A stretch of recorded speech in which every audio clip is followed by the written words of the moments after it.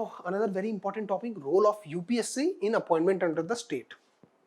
ठीक है, this is from Polity कि role of UPSC, why it was in news, it was very recently in news in 2018 and अभी last month. ठीक है, तो most importantly UPSC returned the government's recommendation of for the Maharashtra's DGP.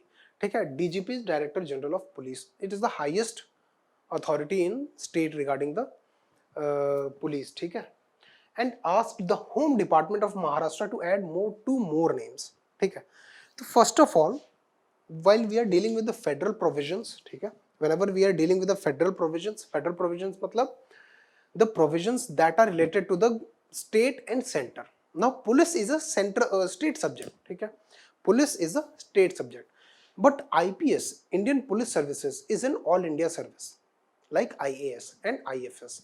ये तीन all India services हैं.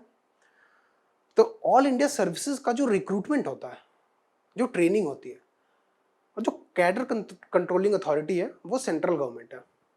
Okay, but they function within the state governments administrative jurisdiction. It is very important to understand this. ठीक है, federalism. Okay,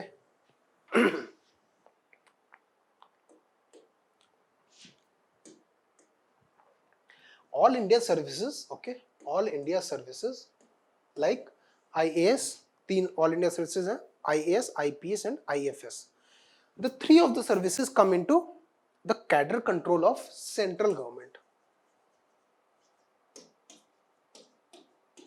ठीक है, यहाँ पे अब दो तीन चीजें बहुत इंपॉर्टेंट समझनी है. The first one is what is cadre control. ठीक है, the second one is what is role of UPSC, and the very important third provision is the role of states. ठीक है, even in the Sarkaria Commission recommendations and the Panchi Commission recommendations, the role of civil services and all India services was like determined as very crucial to the federal aspect. ठीक है, Sarkaria Commission went on to recommend that all India services should be kept as it is and it should be strengthened. ठीक है, क्यों? Because there was an inherent exception, or there was an inherent acceptance by the Sarkaria Commission that all India services are very important from the federal point of view, because center, the federation that the constitution provides to us, okay, the federation that the constitution provides to us is a very centralized federation. ठीक है, मतलब federation with unitary bias, as the federation with unitary bias.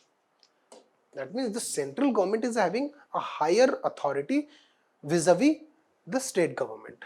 मतलब central government is having a higher authority with respect to the state government in a federal scheme of things.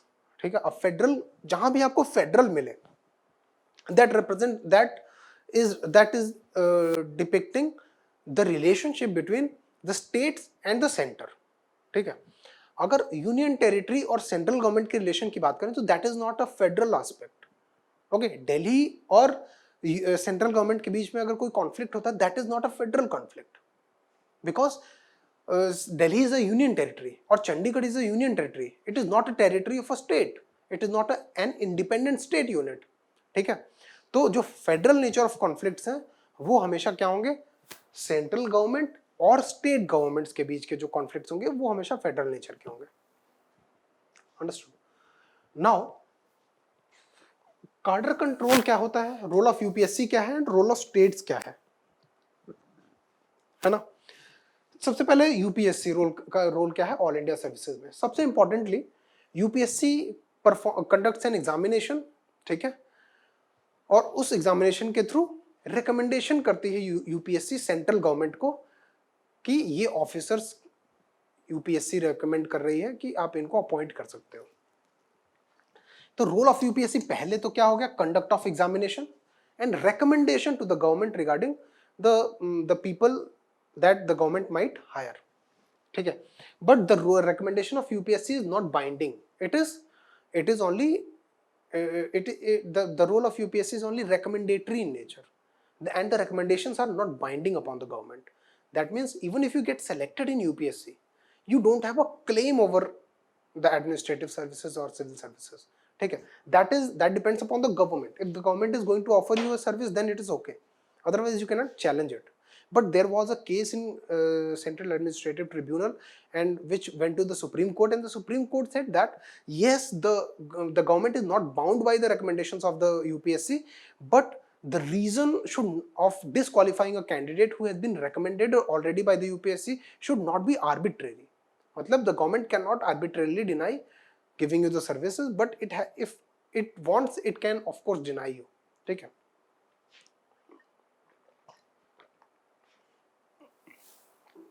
Okay.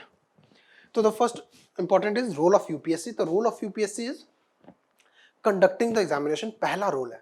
लेकिन the role of UPSC does not get limited to this point only, because Article 320, ठीक है? Article 320 clause 3, ठीक है? This article is related to UPSC, and it has provisions that mandate that the consultation of UPSC is mandatory.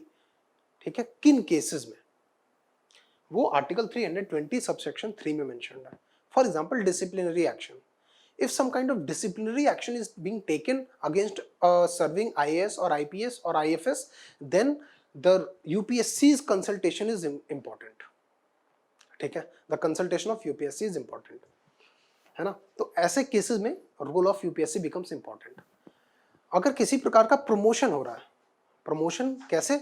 अगर कोई state civil services का कोई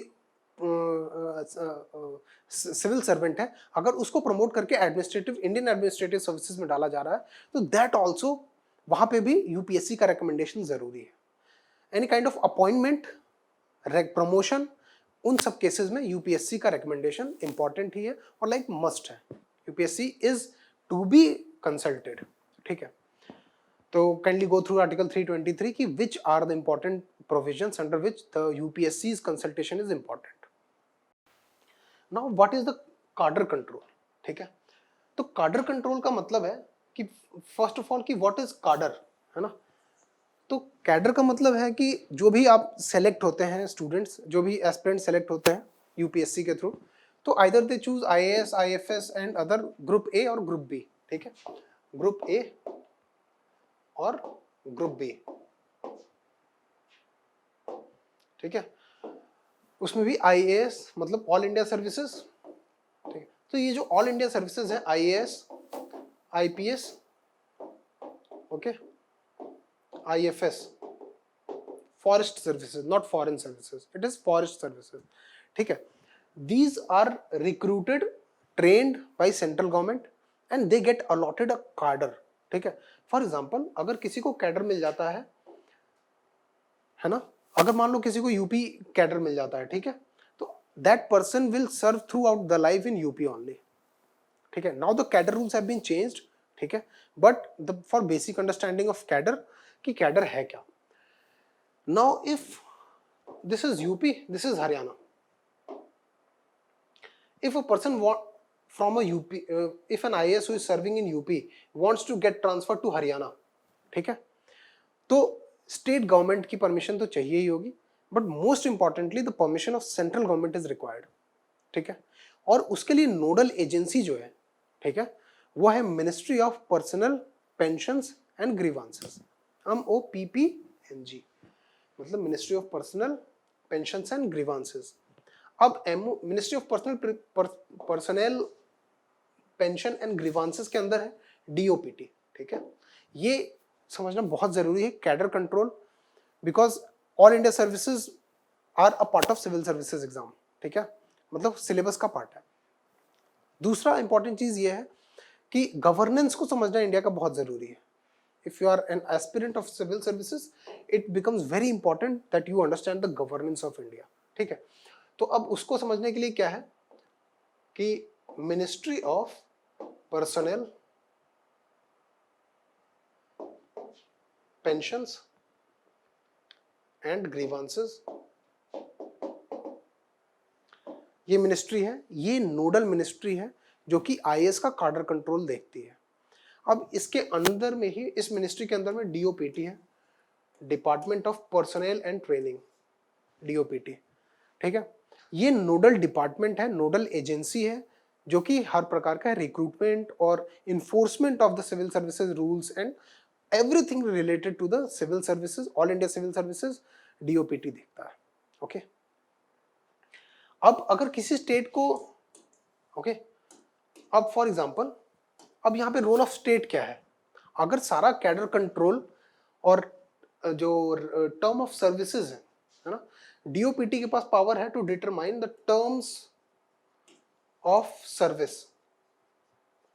okay, the terms of service of the service conditions of civil servants are determined by DOPT, central government. Only central government can decide the terms of services of the all India services, ठीक है।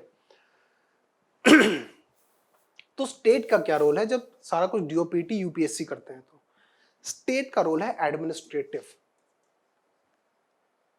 ठीक है। मतलब अगर state में बहुत सारे districts हैं, वहां पर डिस्ट्रिक्ट कलेक्टर्स हैं, ठीक है। अगर एक कलेक्टर को दूसरे डिस्ट्रिक्ट में ट्रांसफर करना है, तो वहां पे state is independent to take a decision on that, ठीक है। Anything that relates to disciplinary action, anything that relates to the promotion into central, like for example this is a UP cadre, ठीक है, state का है। अगर यहां से कोई पर्सनल या कोई ऑल इंडिया सर्विसेज का, for example someone is a district magistrate in some district and he wants to go on a central deputation, ठीक है, तो सेंट्रल गवर्नमेंट का रोल वहां पे आ जाता है।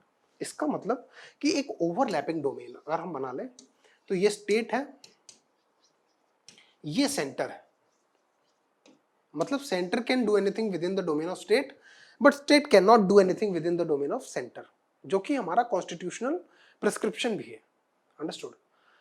तो सेंटर और स्टेट, और यहां पे अगर within state administrative structure में कोई चेंज है, तो that the state is independent to choose, okay. But अगर किसी ऑफिसर के खिलाफ कोई डिसिप्लिनरी एक्शन लेना है, या सेंट्रल डेपुटेशन पे भेजना है, या कार्डर कंट्रोल, मतलब कार्डर चेंज कराना है, for example if two people who are from different cadre and are trying to get married, ठीक है, तो वहां पे सेंट्रल गवर्नमेंट की परमिशन की जरूरत है, apart from the state governments permission.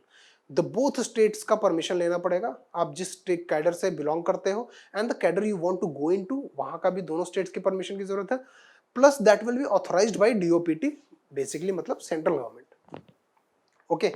तो that becomes the whole administration of civil services in India, okay.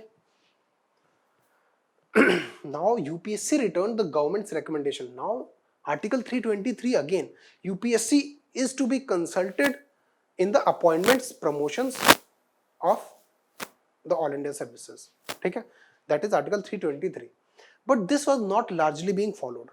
होता क्या था कि बहुत सारे जो ओल्डर जो पुलिस सर्विसेज में जो लोग होते थे, उनको डीजीपी और हायर रैंक्स पे रख दिया जाता था, and that was a very arbitrary process, ठीक है। आर्बिट्रेरी इन द सेंस कि it dependent a lot upon the personal equation of the person and the merit, है ना, जो merit was not taken into consideration. तो actually this was so prevalent, ठीक है, the whole transfer machinery and the whole machinery of getting promotions, the whole machinery of getting the higher posts, coveted posts within the civil services, यहाँ पे एक transfer cartel चल रहा था proper, I am not sure अभी भी चल रहा होगा, है ना, ट्रांसफर कार्टेल। तो and this transfer cartel was like a power broker, एक लॉबी थी, बहुत स्ट्रॉन्ग लॉबी, है ना। ये लॉबी इतनी स्ट्रॉन्ग थी कि people have to like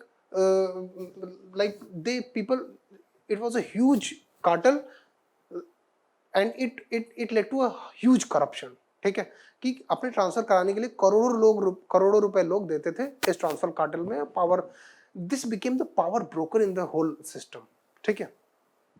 तो this was an even nexus between politicians and bureaucrats to get favoured postings, okay. तो इसके लिए रिटायर्ड पुलिस ऑफिसर, ठीक है, retired police officer filed a case in 2006, Prakash Singh case, that is famously known, and he asked that police reform should be brought. ठीक है, police reform should be brought, and he requested, he pleaded before the Supreme Court that the Supreme Court direct the states to bring in police reforms. Why? Because police reforms are a state issue, because police is a state issue. Okay.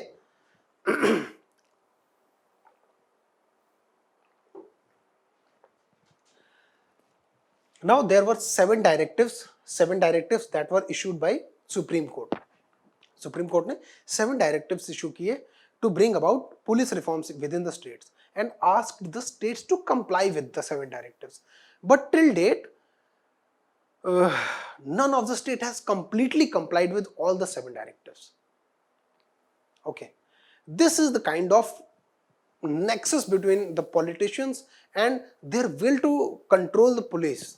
ठीक है, because the one who controls the police controls the law and order, and that person controls the land.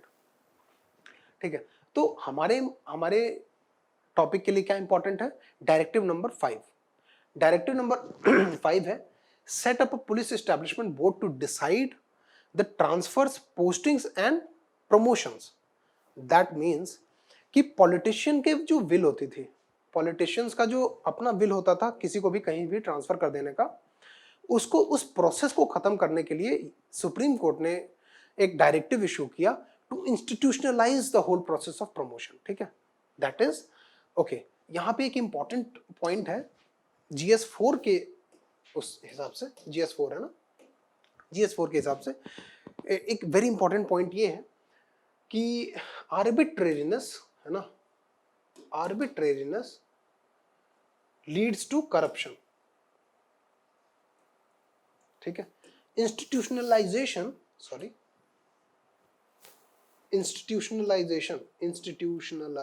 okay, institutionalization leads to decrease in corruption. okay, if the laws are clearly defined. ठीक है, अगर institutions exist करती हैं, है ना, कि एक institution है जो कि promotion और transfer और posting देखती है, तो उस institution में बहुत सारे लोग होंगे, तो वो बहुत सारे लोग बहुत सारी चीज़ों को कंसिडर करके एक डिसीजन पे अराइव करेंगे. बट अगर ये इंस्टीट्यूशन ही नहीं है तो there will be one person, the politician, who will be deciding कि किसका प्रमोशन और ट्रांसफर कैसे कैसे क्या होना है ना.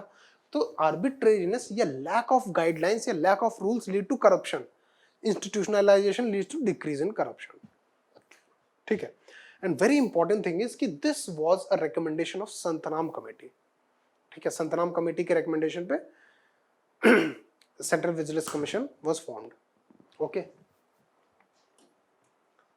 संतनाम कमेटी. तो डायरेक्टिव नंबर 5 सुप्रीम कोर्ट ने 2006 में प्रकाश सिंह केस में इशू किया कि every state government should institutionalise a mechanism of transfer and posting. This should not be arbitrary कि चाहे जिसको जहां पे ट्रांसफर कर दिया उसके लिए. और डीजीपी पोस्ट्स के लिए स्पेसिफिक डायरेक्शंस थी. डीजीपी पोस्ट के लिए ये था कि anyone who should have at least 2 years of service. Okay, the person who is appointed at DGP should not be removed before 2 years of service as DGP.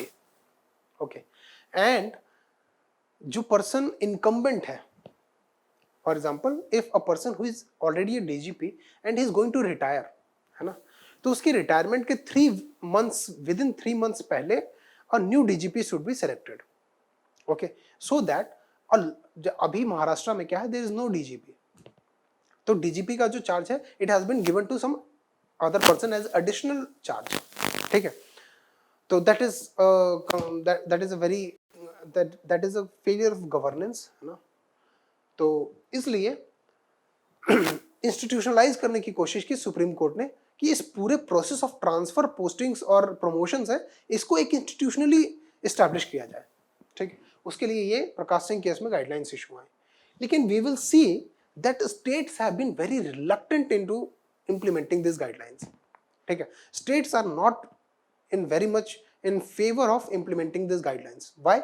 Because अगर ये guidelines implement हो जाएंगी तो जो political will है ना, जो politicians का जो will है and the politicians desire to control the state machinery through police, that will get diluted, है ना, फिर पॉलिटिशियंस का रोल जो है वो कम हो जाएगा. Okay okay, compliance by the states here. This chart is from institute of some human rights institute which observed the implementation of this whole the 7 directives. This is from 2015 but it is indicative of the facts on the ground.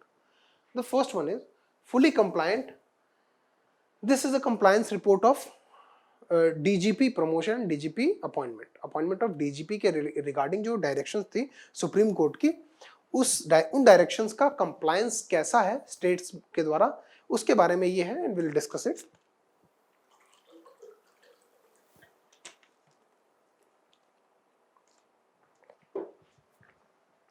Only 15% states have fully complied to the directions regarding the appointment of DGP. यानी बस 15% states जो हैं they have implemented an institutional mechanism to appoint DGPs. Partially compliant only 11% and non-compliant 15, 11, 26 and 74% of the states have not complied to the direction given by not even मतलब 1% भी compliance नहीं show किया 74% of the states ने. Okay. Arunachal Pradesh, Meghalaya, Mizoram and Nagaland are the only states that have implemented this directive in its full compliance. ठीक है, जो ये north eastern states हैं लाइक अरुणाचल प्रदेश, मेघालय, मिजोरम एंड नागालैंड, ये 4 स्टेट्स ने फुल कंप्लायंस शो किया है. Understood.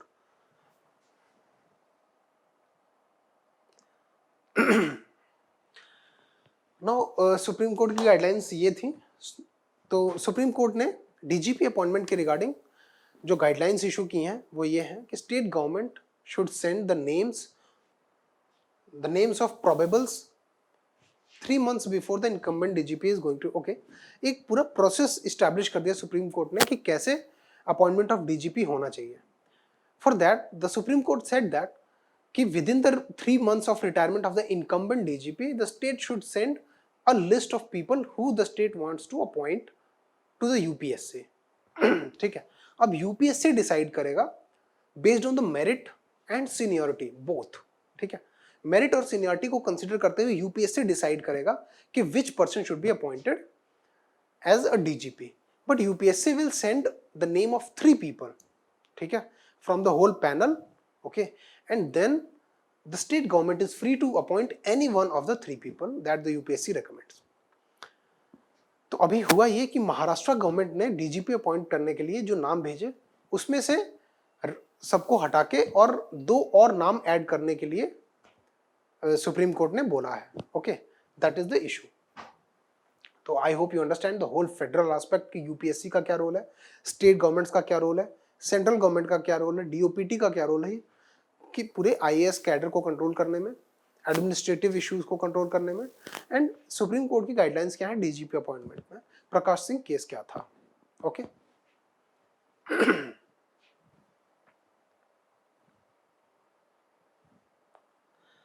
Okay, Article 320, as I said, Article 320 says that regarding these things, this UPSC is to be like consulted on a necessary basis. The first one is conducting examinations, with direct recruitment by selection through interviews. Okay, if there's a process where examination is not being conducted, written examination is not being conducted, तो अगर direct interview के through हो रहा है तो वहाँ पे भी UPSC is to be consulted. Okay, appointment of officers on promotion, deputation and absorption. ठीक है, इन तीनों लेवल पे यूपीएससी को कंसल्ट करना मस्ट है. Framing amendment. Okay, when DOPT is going to frame any rules, service rules अगर DOPT frame कर रहा है तो वहां पे यूपीएससी को कंसल्ट करना is a must. Disciplinary cases as I told, and advising the government on matter referred to by ठीक है to commission by the president of India. Even governor can refer, Article 321 में even governor can refer certain issues to the UPSC. Fine. तो ऐसे सारे cases पे UPSC को consult करने का राइट है, even president and governor both. Okay, I told this.